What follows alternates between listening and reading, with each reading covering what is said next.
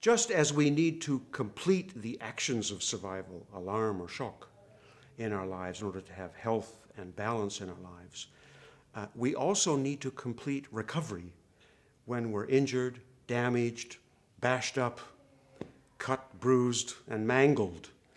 So in recovery situations where people have got a complicated recovery situation, after a car crash, after a beating or gunshot wounds or whatever, from any invasion, recovery from forcible sex, rape, for example, those complicated recovery situations, Cranio also has a role because it wants to bring out that same connectivity.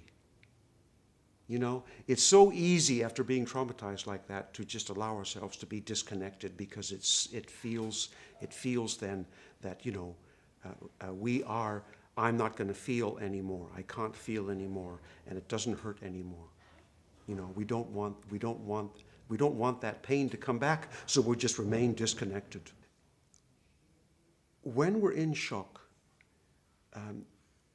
one of the survival responses of shock is unconsciousness or being not feeling pain.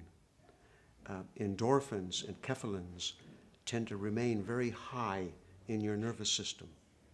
And cranially, when we come along and treat somebody and you get a better balance in the enkephalins in the body, those neurotransmitters and hormones, you get a better balance, then the symptoms start to come up that were buried, and it starts to hurt again. It wasn't hurting. We were in hospital. They shot us up with something. We didn't feel any pain. Now we're still in shock and we're not feeling that pain. We're not allowing ourselves to feel that pain. We don't want to feel that pain.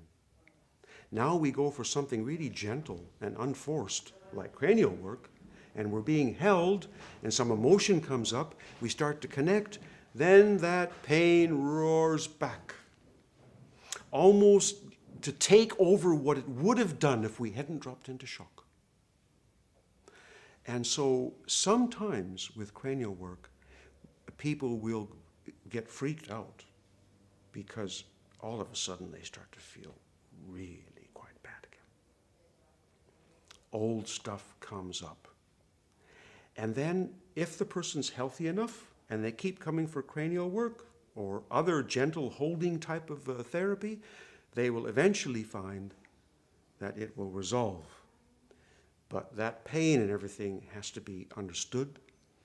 The immune responses that come when you get that immune system back into balance, those immune responses, inflammation, fevers, sweating, unusual eliminations, loss of appetite, getting sick, coming down with something, the healing crisis comes back with a vengeance. And as a therapist, I'm sort of going, yeah, we're on the right track. But the person's sort of saying, my God, you know, what's that guy done to me? So counseling about the meaning of symptoms and understanding symptoms better, understanding resolution of trauma better, understanding the difference between a healing crisis and a morbid crisis are very important aspects of cranial work. And counseling in that respect is a huge element in what we do. Because you find again and again that people, they're doing a great job, they're reconnecting, they're starting to feel again, they're starting to get back in sync, and then as some symptoms come up that would have come up before if they hadn't got completely encephalated, you know, if the endorphins hadn't sprung up so rapidly, they would have felt this before. Now it comes back and they run to the doctor and they say, God, I need those painkillers again. And they shut down the pain, and then, of course, the whole thing has to start again. But there's a fine line sometimes between the healing crisis and the morbid crisis. And that's where the training and the skills and experience really have to be there. And so, yeah, people don't feel wonderful always with cranial work. Sometimes they feel very upset with it. That's an important feature. Yeah. Okay?